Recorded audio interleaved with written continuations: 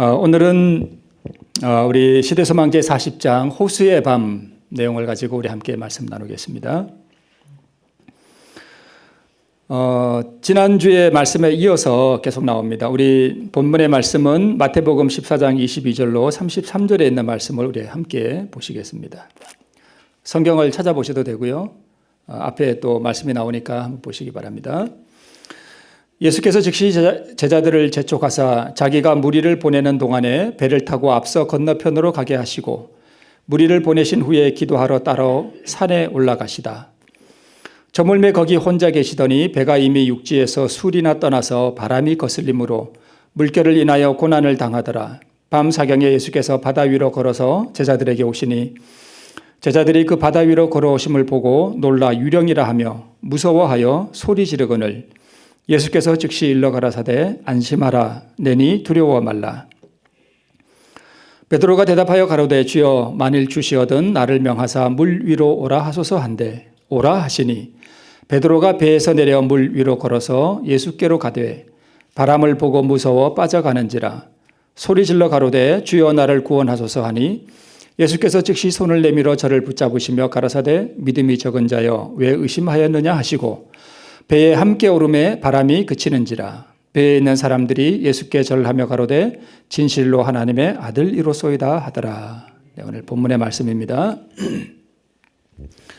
자, 지난주에 우리 예수님과 제자들이 오병이어의 이적을 통해서 배부르게 먹는 사건을 우리가 함께 살펴보았죠.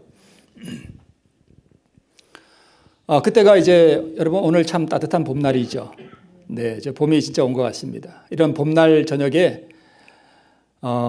이 황혼의 그 푸른 잔디밭 위에서 먹은 저녁 만찬은 많은 사람들에게 아주 깊은 감명을 주었습니다. 이스라엘 백성들이 광야에서 만나를 먹은 이후로 진짜 이런 일은 있을 수가 없는 일이었습니다. 그래서 백성들의 마음속에 이분이 바로 모세가 예언한 바로 그 선지자가 아닌가 하는 그러한 마음이 일어났었습니다.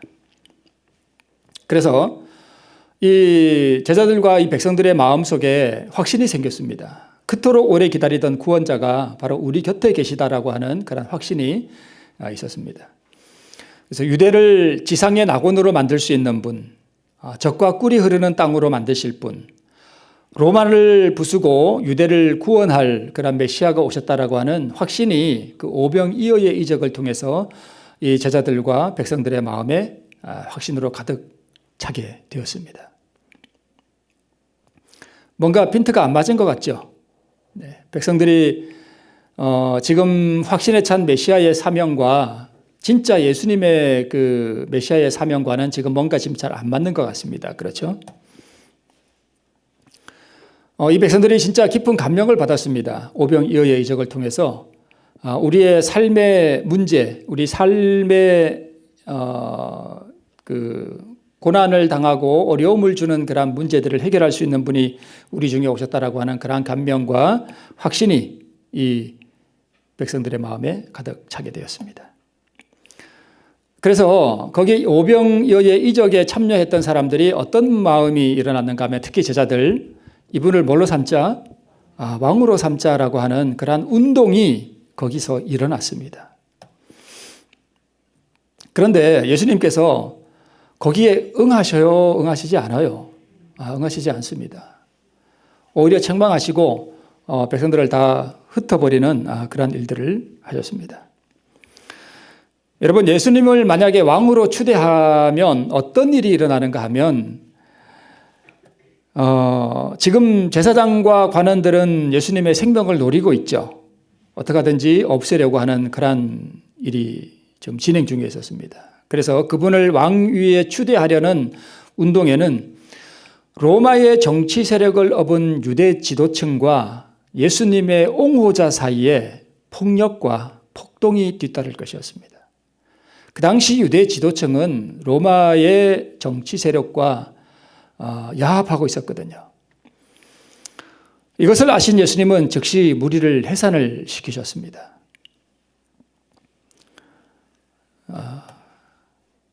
그래서 감명을 받고 확신이 생겼고 왕으로 추대하려고 하는 운동이 일어났는데 예수님이 거기에 응하시지 않자 이 제자들의 마음속에 실망이 가득 차게 됩니다. 그 다음에 시대의 소망에 뭐라고 기록되어 있는가 하면 제자들의 마음에 예수님에 대한 뭐가 사라졌다고요? 존경심이 사라졌습니다. 이거 큰 문제 아닙니까? 메시아라고 지금 믿고 지금 따르고 있는데, 이스라엘을 구원할 자라고 믿고 따르고 있는데, 자기들이 원하는 그러한 왕으로 등극하려고 하는 그러한 의도가 보이지 않자 예수님에 대한 존경심이 사라졌습니다. 존경심이 사라지니까 뒤따라 나오는 것이 뭐냐 하면 불평과 불신의 마음이 가득했습니다. 그래서 예수님께서 오병이어의 이적을 행하신 후에 예수님을 왕으로 추대하려고 하는 그러한 운동이 일어나는 것을 보시고 무리를 다 흩으시고 예수님께서 제자들에게 배를 타고 건너편으로 가도록 이렇게 명하셨습니다. 그래서 이 제자들이 배를 타고 갈릴리 바다를 건너서 건너편으로 가는 동안에 어떤 일이 있었는가 하면 바로 존경심이 사라지고 그들의 입에서 불평이 나왔습니다. 네. 그리고 예수님은 제자들을 배를 타고 건너가라고 명하시고 난 다음에 예수님은 뭐 하러 가셨는가 하면 기도하러 가셨습니다. 기도하러. 그리고 이 제자들의 마음에 가득 차게 된 이 확신이 큰 실망으로 이어질 것을 이미 주님은 아시고 계셨습니다. 예수님의 마음에 큰 고통이 있었는데 그 고통이 뭐냐 하면 하나님 나라에 대한 관념이 세상의 세력과 명예에 국한되어 있다라고 하는 이 사실 때문에 예수님이 굉장히 마음에 고통을 느꼈습니다. 그러니까 하나님의 나라가 무엇인지 이 제자들이 지금 깨닫지를 못하고 있는 것입니다. 예수님이 생각하는 하나님의 나라는 어디에서 이루어지는 나라예요? 마음에서. 예수님은 지금 이 땅에 오셔서 하나님의 나라를 세우러 오시긴 오셨는데 이 예수님의 나라는, 하나님의 나라는 어디에 세우시는 거예요? 인간의 마음에 세우시러 오신 거예요. 인간의 마음에 하나님의 나라를 세우러 오신 거예요. 그런데 이 제자들은 지금 어떤 나라를 생각하고 있는가 하면 눈에 보이는 세상의 나라, 그런 나라를 지금 세우려고 하는 거예요. 그러니까 지금 뭔가 안 맞는 거죠.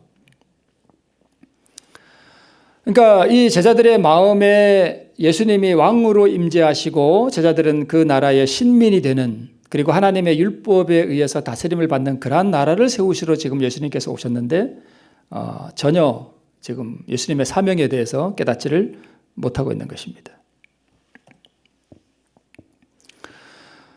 그래서 이 제자들은 불신과 불평으로 충만한 마음으로 지금 배를 타고 다시 가버나움으로 가고 있었습니다. 자신을 왕으로 선포하는 것을 허락하지 않으셨다는 이유로 지금 불평이 가득했습니다. 아마 예수님에게 직접 요청했던 것 같아요. 예수님, 왕으로 지금 등극하시죠. 지금이 절호의 기회가 아닙니까? 이스라엘 나라를 구원할 때가 바로 지금이 아닙니까? 왜 자꾸 그렇게 머뭇거리십니까? 만약에 우리가 혹시 더 강하게 좀 강청을 했더라면 그분이 마지못해서 그럴까? 이렇게 하시지는 않았을까 하는 그러한 기대도 하면서 그리고 왕이 되면 자기들은 이제 뭐가 되는 거예요? 거기에 그 나라에 한 자리 할 거 아니에요, 그죠? 명예욕도 마음에 이렇게 있었습니다. 눈이 멀어가지고. 그리고 배를 타고 건너편으로 가라 하는 명령에, 여러분, 예수님의 명령이 이렇게 발해지면 누구도 꼼짝을 못하는가 하면 마귀도 꼼짝을 못해요. 그 광야에서 예수님을 시험할 때 나를 떠나가라고 예수님이 마귀에게 명하셨잖아요, 루스벨에게. 그때 마귀가 그 명령에 꼼짝없이 따를 수밖에 없었습니다. 천지를 창조하신 이 창조주 하나님의 명령에는 대단한 위엄과 권위가 있었어요. 마귀도 꼼짝 못합니다. 그런데 예수님께서 배를 타고 건너편으로 가라 하고 이렇게 부드럽게 명하셨겠지만 그 명령에 제자들이 즉시 뭐 할 수밖에 없었는가 하면 굴복할 수밖에 없었습니다. 그래서 배를 타고 가면서 뭔 생각했냐면 조금 더 강청했더라면 배를 타고 건너편으로 가라 하는 명령에 그렇게 쉽게 우리가 굴복하다니 우리가 왜 그랬을까? 그러면서 불평하는 마음으로 지금 배를 타고 건너가고 있었습니다. 근데 뭐가 왔어요? 파도가 큰 태풍이 왔습니다. 잠잠하라 고요하라 하고 그때 사건하고는 다릅니다. 네. 풍랑이 일어났습니다. 풍랑이 일어나고 하니까 여러분 보세요. 좀 전까지 불평과 불신이 가득해서 입으로 이렇게 툴툴거리던 마음이 풍랑이 일어났을 때 어떻게 됐을까요? 사라졌습니다. 자, 보세요. 왜 풍랑을 허락하셨는가? 우리 하나님께서 이 풍랑을 허락하셨어요. 제자들이 배를 타고 디베랴 바다를 건너가고 있는 동안에 풍랑을 내리셨습니다.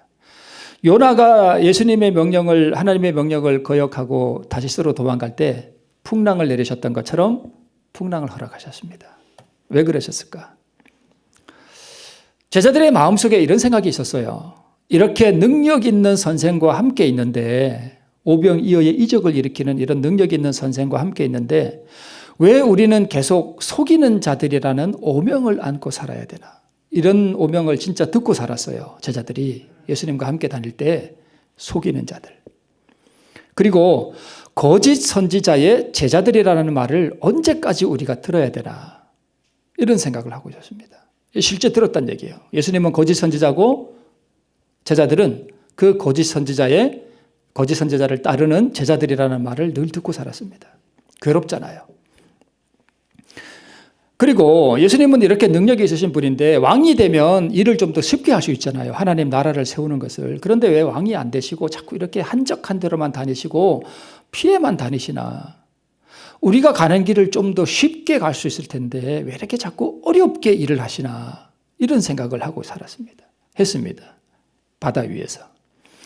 이렇게 해서 제자들은 영적 흑암에 빠지게 되었다라고 기록하고 있습니다. 마침내 어떤 생각이 들었는가 하면 맞아. 진짜 예수님이 정말 뭐는 아닐까? 거짓 선지자가 아닐까? 하는 이런 생각까지 하게 됐습니다. 흑암에 빠지니까.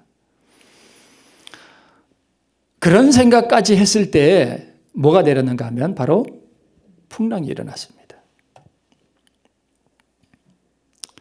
자, 풍랑이 일어났을 때 어떻게 이 제자들의 마음이 변해가는지 한번 보세요. 첫 번째, 시대소망에 이렇게 기록하고 있습니다. 제자들의 생각은 격동하고 분별력이 없었으므로 주께서는 그들의 심령을 뭐하게 하고요? 괴롭게 하고. 예수님이 그들의 마음을 괴롭게 하셨대요. 괴롭게 하고 그들의 마음을 차지할 다른 어떤 것을 그들에게 주셨다.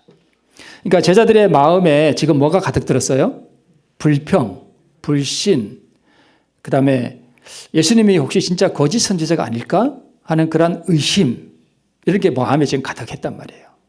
그러니까 이 마음을 지금 예수님께서 뭐 하시고 싶은 거예요? 몰아내시고 싶은 거예요. 그렇죠? 그러니까 이 마음을 몰아내려면 다른 것을 갖다가 밀어 넣어야 되잖아요. 그렇죠?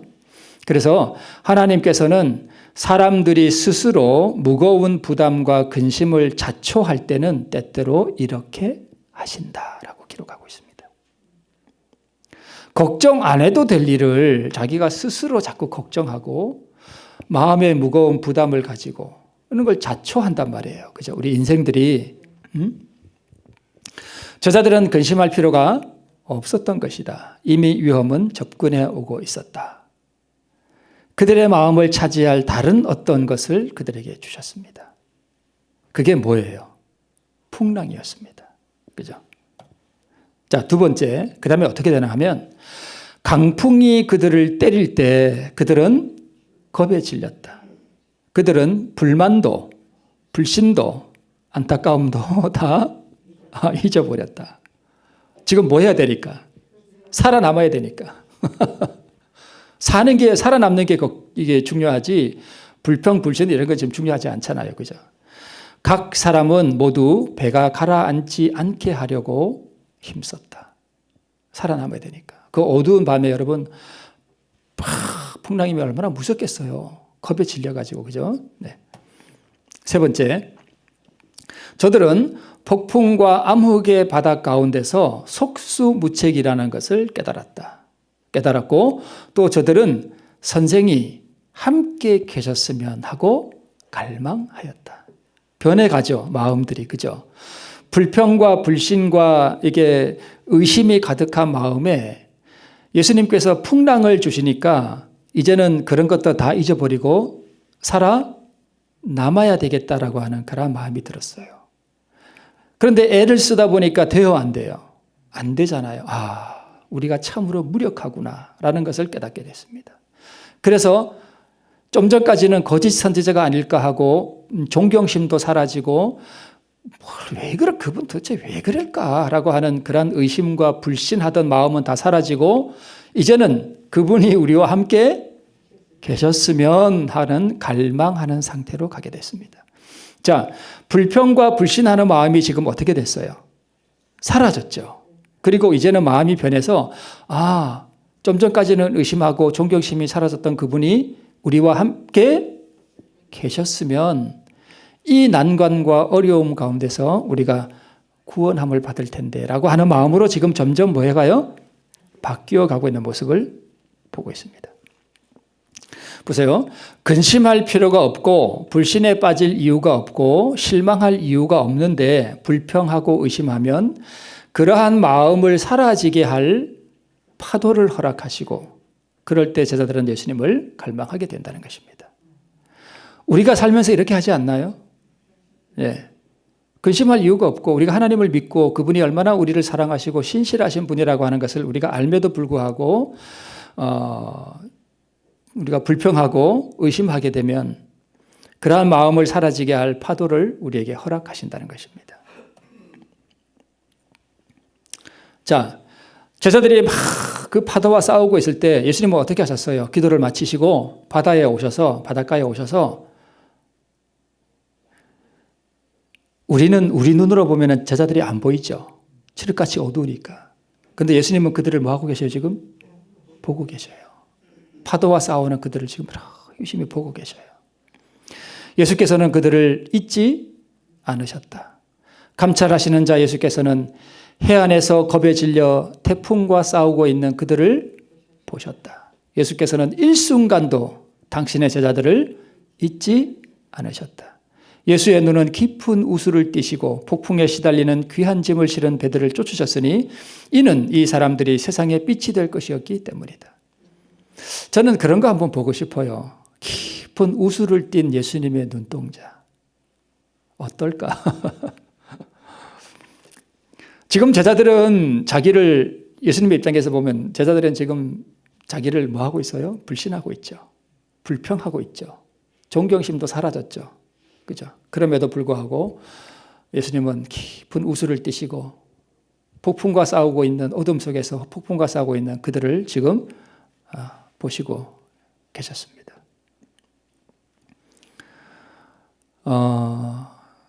우리도 마찬가지로 어떤 고난과 싸울 수가 있죠. 그죠? 우리에게 밀려오는 고난의 파도와 또는 삶에서 부닥치는 막다른 골목 같은 어떻게 살아야 할까 하는 막막함이 우리에게 밀려올 수 있잖아요. 그죠?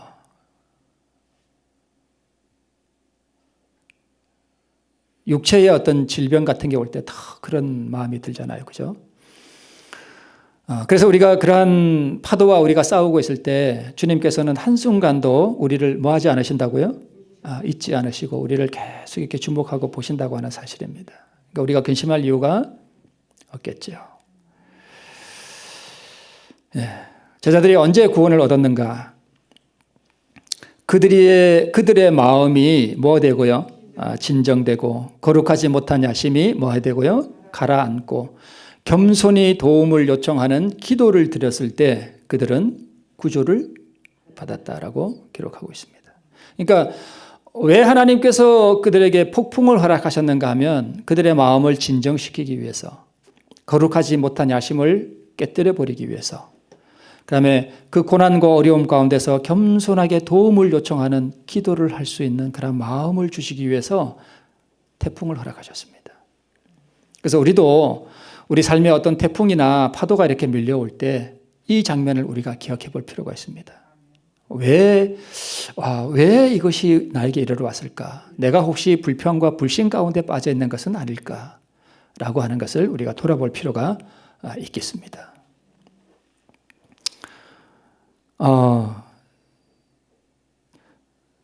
예수님의 모습이 어떤 것 같아요? 뭐라고 형용할 수 없는 무엇이게 이걸 뭐라고 표현해야 될까요? 그런 거 다 느끼시죠, 그죠? 예수님 모습을 이렇게 보고 있으면 지금 물 위를 걸어서 이제 이 파도와 싸우고 있는 제자들에게로 지금 뭐 하고 계셔요? 오고 계셔요. 물 위를 걸어서 오고 계십니다. 실제로는 이렇게 달이 떴는지는 모르겠습니다. 근데 아마 어두웠을 것 같아요. 네. 예.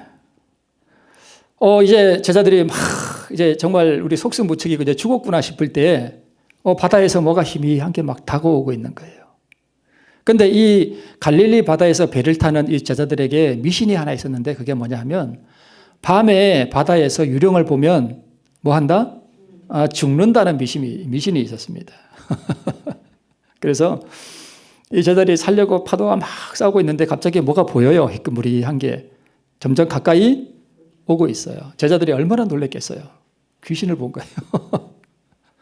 아마 막 소리를 막 질렀을 것 같아요. 와, 그리고 그래서 이제 우리는 뭐 했구나? 죽었구나. 이게 그래서 죽음을 예시하는 유령이라고 생각했습니다. 그 물이 한 개막에 다가오니까 공포가 제자들을 억눌렀습니다. 그런데 좀 더 가까이서 이렇게 보니까 누구예요? 예수님이에요. 예수님이에요. 그래요. 그걸 보고 베드로가 나를 명하사 물 위를 오라 하소서라고 요청을 하죠. 그때 예수님께서 오라라고 말씀했습니다. 베드로가 오라라고 하는 이 예수님의 말씀에 의지해서 물 위를 뭐 했어요? 걸었습니다. 네. 빠졌죠? 네. 말씀에 의지하여 그리스도를 바라보고 갈 때는 뭐예요? 안전해요. 뭐에 의지해요? 말씀에 의지하여 그리스도를 바라보고 갈 때는 안전했습니다. 자, 예수를 보고 걸었죠. 예수를 보고 이렇게 걸었습니다. 근데 조금 걷다 보니까 무슨 마음이 들어요? 자만심이 들었습니다. 야, 내가 뭘 걷네? 내가 지금 물리를 걷네? 이런 일이 다 있나? 라고 자만심이 들었습니다. 자만심이 드니까 자식들 봤지? 그러면서 뒤에 동료들을 쳐다봤습니다. 동료들을 쳐다보니까 누구를 놓쳐버렸습니까? 예수님을 놓쳐버렸습니다. 우리도요,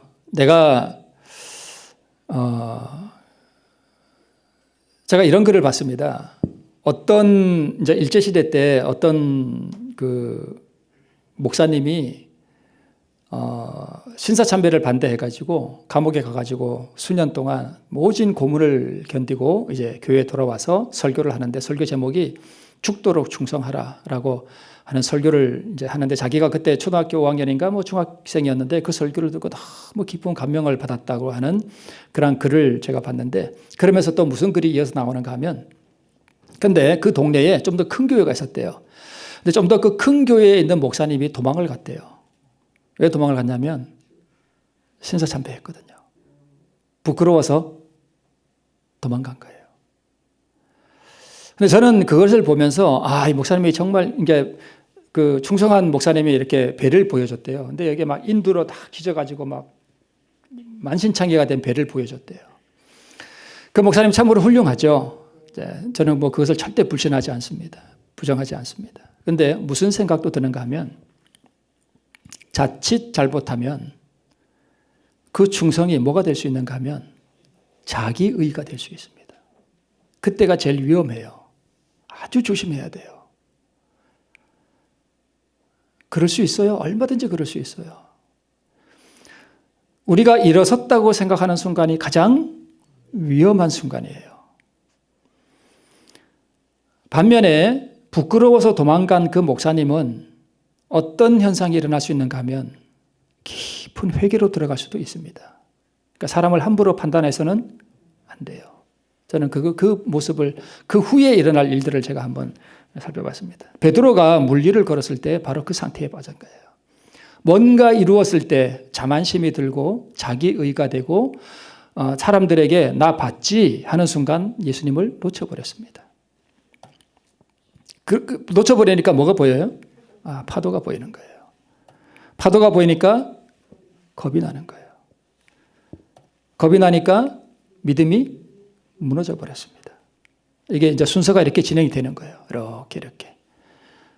보고 걸었는데 자만심에 빠지고 동료들을 쳐다보고 이렇게 자랑하는 마음이 들었죠. 예수님을 놓쳤고 파도가 보였고 겁이 났고 믿음이 무너졌습니다. 그리고 물에 빠져버렸습니다.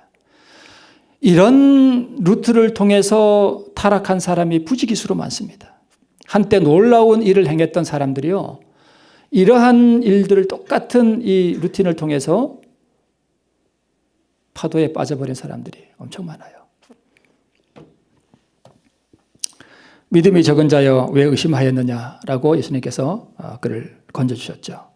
예수님이 물리를 걸으신 것은 자신의 능력이 아니라 아버지 하나님을 절대적으로 믿는 믿음으로 걸으셨음을 우리가 알 수 있습니다. 왜냐하면 예수님은 나는 스스로 아무것도 할 수 없노라고 말씀하셨거든요. 그러니까 우리도 그런 식으로 물리를 걸을 수 있는 믿음을 가질 수 있다는 것입니다.